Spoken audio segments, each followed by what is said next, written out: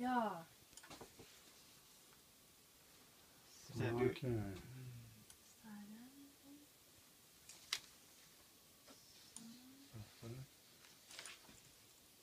Det är lite jobbigt att ha de småspåren. Att det är just det med multitolet. Men man blir flinkare och flinkare. Sen är den där så snabb, trackbollen.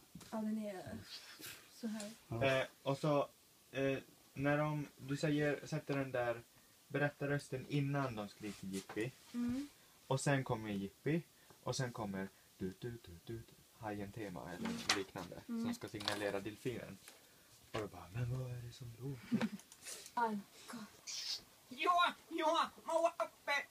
Kussu hetta ja saa panna kotkua, leikkaa idullatsat ja viekäkö pirraa ja haaskaika ja aamuolikka. Och så Jippi! Direkt. Snabbare. Ja aamuolikka. Jippi! Mä olen älynoppe ja te pese poro vehkumaan olopanaani.